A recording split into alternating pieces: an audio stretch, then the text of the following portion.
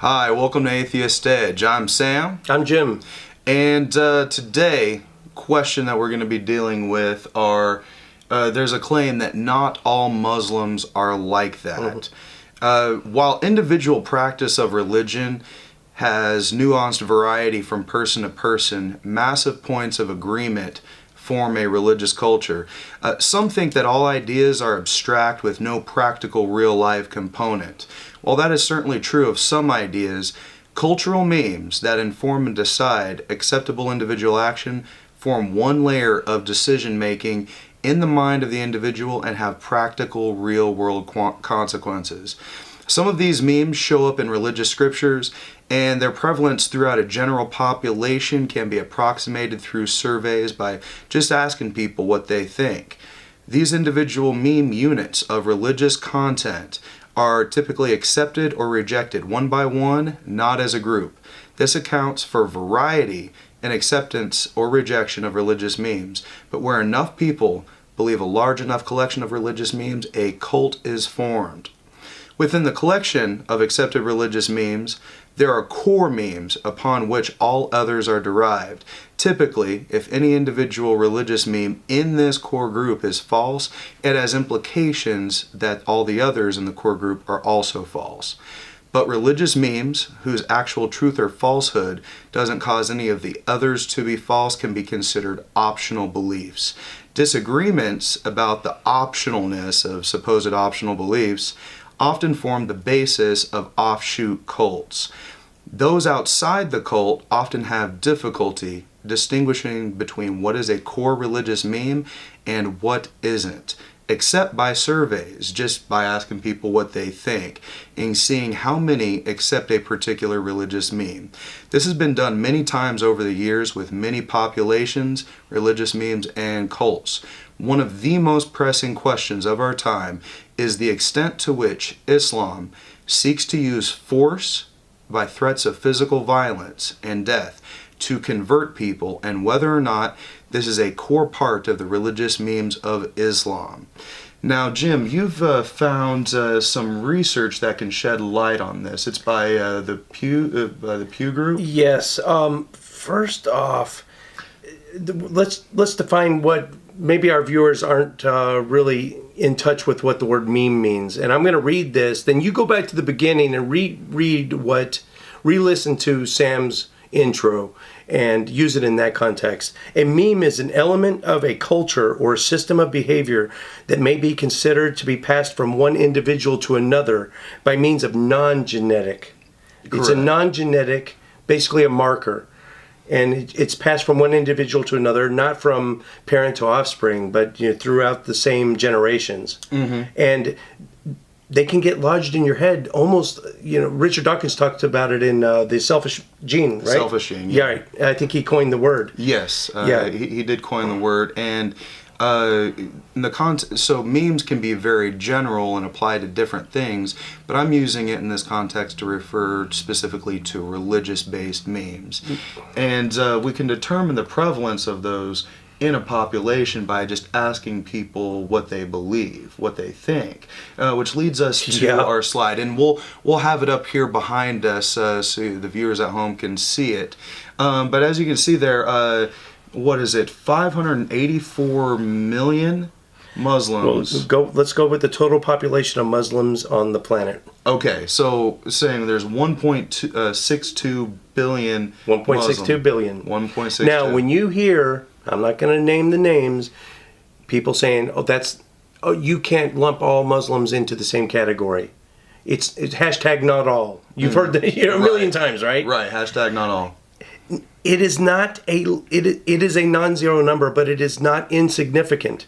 Many great thinkers have already tried to pound this into people's heads, and they cannot get it. Mm-hmm. So what are some of the specific religious memes that were surveyed? Let's start with the first one. Of the 1.62 billion Muslims, and this is, let me point out that this is the Pew Research Group. This was 2013 is the most recent. Mm-hmm. This is you cannot dispute this. It's a scientific study. it is over half dozen at least, closer to a dozen majority Islamic countries, and it is specific questions relating, and it's a huge sample size. Really, if you want to dispute this data, it would be very difficult. Gotcha. And we start with that because, well, the first one is death for apostasy, which is leaving your religious, in this case, Islam. Death out of the 1.62 billion Muslims, the ones surveyed, death for leaving Islam, 584 million. And that's approximately a third. Yeah. Approximately. So when we're talking, oh, it's your 1% that are radical or support radical leaning, no, I'm sorry. It is not. According to this, at least a third accept the religious meme that the death for apostasy. Death for adultery. And that's even more than a third. So it's cheating on your spouse is more egregious in Islamic communities than even leaving Islam. By quite a bit. 748 million espouse the idea of stoning someone to death just for cheating on your husband or wife. Sharia. We've talked about Sharia in the past. That Sharia should be adopted worldwide. Now, we tried to make this point earlier, and I want to really drive it home in this video. 1.1 billion, remember there's 1.62 billion total, want Sharia adopted worldwide. They want the entire globe to become a theocracy under Islam. No kidding. I can't stress that enough. And that's what it's saying right there. 1.1 billion out of 1.62 billion. Now, they believe that Sharia should be the dominant rule of law all across the world. So it seems that core tenet of Islam, as demonstrated by this, that they want America to become under Sharia law. Everybody. Great Britain, Australia, New Zealand, France, Scotland, Ireland, every country. They want to impose Sharia on everybody. Now, let me break in. Does that make us racist? According to the Young Turks, Cenk Uygur, Reza Aslan, Ben Affleck, does that make us racist for saying this? If Islam is a race, yes, but Islam is not. Islam is a religion. Have we said anything up till now about Muslims as people? I don't believe so. We're talking about the ideology that they espouse, correct? Right. Just so we make that clear. What's so great about this distinction is somebody who considers themselves Muslim, really they're a human being and they can choose to accept or reject these ideas.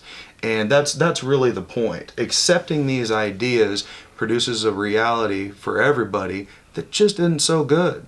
It's not for the benefit of people. Just the very first one alone, death for leaving Islam, that eliminates freedom of thought. Now, the core question is really how much of this is a core part? And we've got some good indications here, but some of y'all might have questions about where these ideas come from. Typically in religions, they come from the core text. So today we're going to be looking at the Quran, which was written by Muhammad. It was recited by Muhammad. It wasn't written down until decades after his death. Okay, great distinction. So we're going to be referencing the Quran, and there's other documents within Islam, like the Hadith, that are also considered, but we're just going to be using the Quran for this one. The first verse to bring to mind is Quran 9:5. And I'm going to use the Sahih International Translation. You can Google this and find other alternate translations, which is important because there are some differences in certain keywords, but I'm using this one here. And when the sacred months have passed, then kill the polytheists wherever you find them, and capture them and besiege them, and sit and wait for them at every place of ambush. But if they should repent, establish prayer, and give zakah, let them go on their way. Indeed, Allah is forgiving and merciful. It's enforcing submission to their way of thinking. If you don't do it, you die. The funny part about what you just said is, of all the surahs, there's a thing called abrogation. Abrogation? Yes, abrogation is See, in Christianity or Judaism, they don't have any form of abrogation. This is where, contradictions exist in all the holy texts. Mm-hmm. But what makes the Quran unique is Muhammad specifically said, whenever you find a contradiction within the Quran, you go with the most recent. The thing is, you're reading from book 9 out of the 114 books in the Quran. Mm-hmm. Guess which one is the most recent? Which one? 9. And it's the most violent, most deadly. When Muhammad started out, he was in Jewish populated Mecca. He had to submit. He was just getting his ideals out. Mm-hmm. Not until he went to Medina and became a warlord, had his generals under him, mm-hmm. and then came back and conquered the entire what is now Saudi Arabia. Mm-hmm. Those were the most recent. Okay, so you're saying that abrogation is the practice of only taking the most recent surahs and getting rid and discarding the old one, yes. Where contradictions occur. Yes, and Jesus never had that. That's right. That's why Christians are always fighting over this hermeneutics, the interpretations of the mm-hmm. of the scriptures, and they don't know which way to go because with the contradiction. Do we believe in both? What? Abrogation makes it very simple. Right. One of the other things I noticed about this particular one with the different translations is they'll insert a different word for polytheists. Some will say idolaters or unbelievers.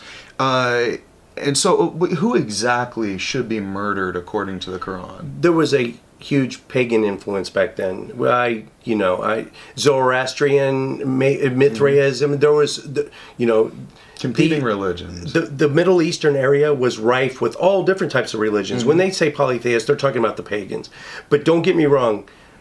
Throughout Book 9, you're going to find death penalties and condoning torture and inhumane treatment towards anyone who isn't Islamic. Gotcha.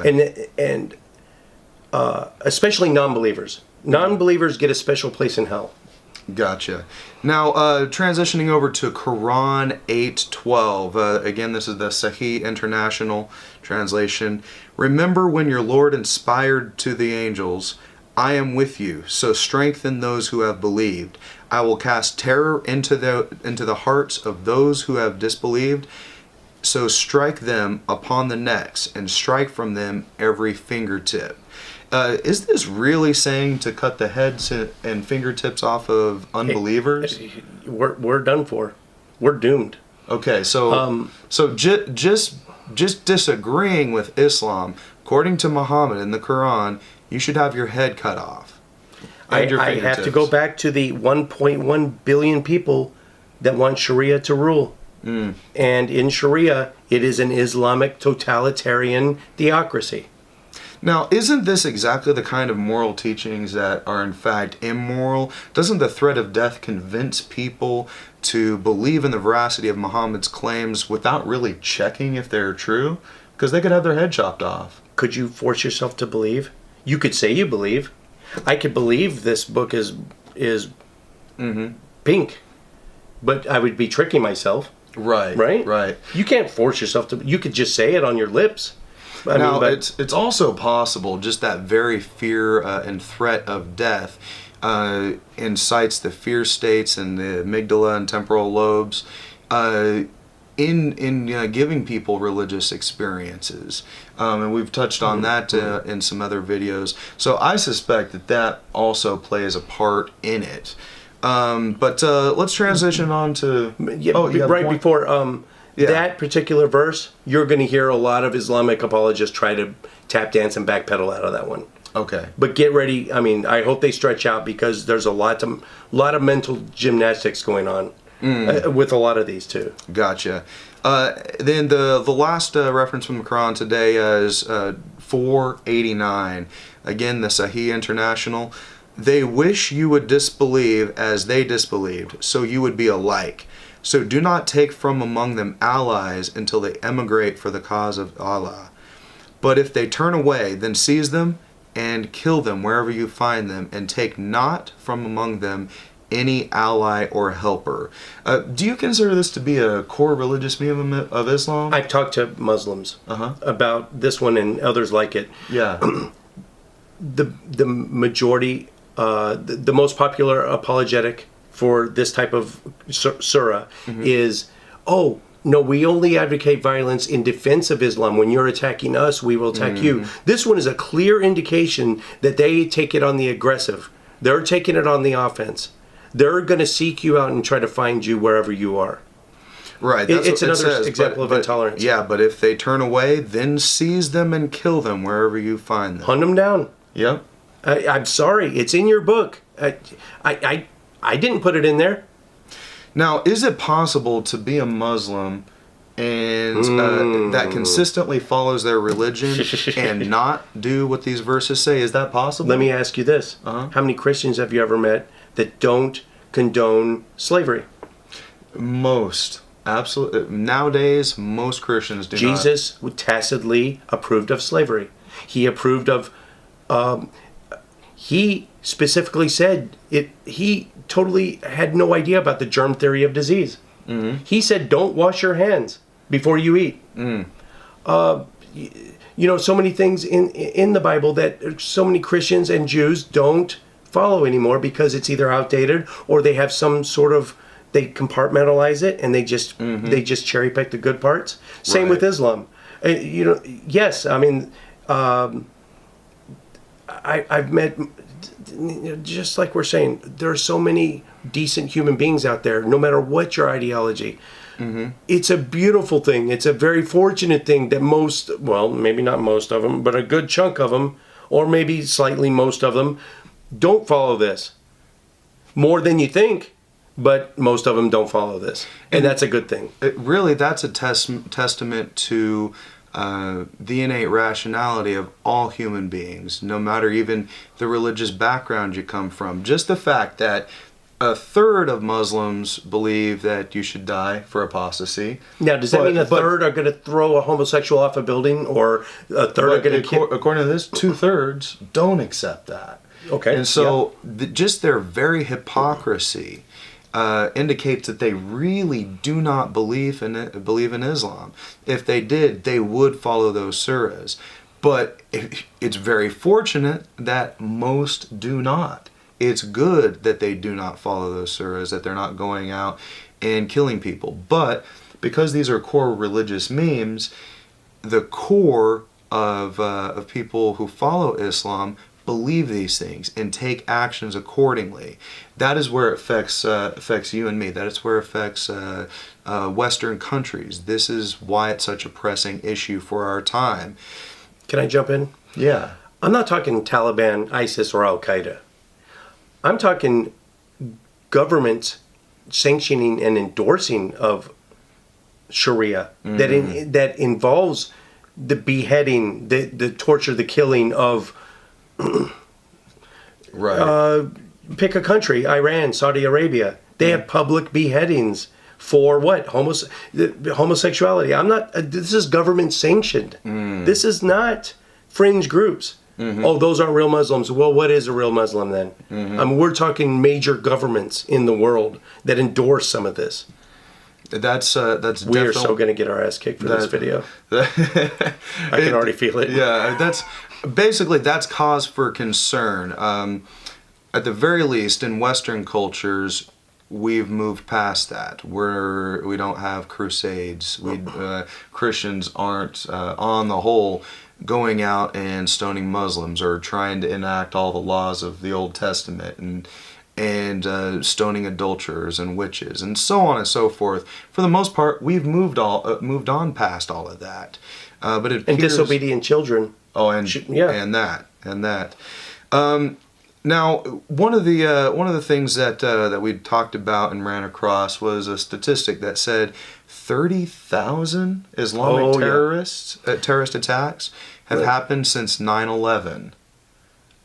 What website was that? The religion? It's either the religionofpeace.com or religionofpeace.com. Really good stats in there, and they back them up. They cite their sources. Cool. We'll include links below in the description here. Yeah, but just since 9/11, 30,000 terrorist attacks. Islamic terrorist attack, not homegrown, not federal building, not random shootings. This is in the name of Allah. 30,000. The ideology is dangerous. It is.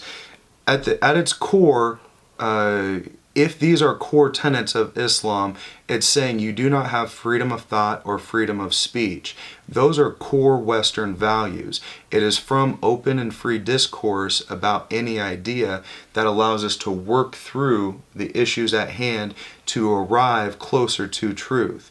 If you threaten to kill people because they're going to perform a scientific study that can prove one way or the other a particular issue, you have abdicated your desire, abdicated your pursuit of truth for your own internal feelings of what you think is right and wrong. That does not lead to knowledge of reality, and it produces objectively wrong results, as can be seen by 30,000 Islamic terrorist attacks since 9/11. And so, in conclusion, it is something to really consider whether or not all Muslims are like that. Even if they are not, it appears that these are core beliefs of Islam. But the ones that do not follow these core beliefs, that do not follow these surahs, they're actually doing good by not following their religion. Thank you. And we should encourage them wherever we can too. Exactly. Yep. Exactly. Join us on the side of rationality and accepting freedom of speech and not killing people because they happen to disagree with you or say something you don't like. Thank you so much for joining us today on Atheist Edge. I'm Sam. I'm Jim. Cheers. Cheers. Atheist Edge with Sam and Jim. Walking the edge of what some consider offensive. But your feelings don't matter here, only facts.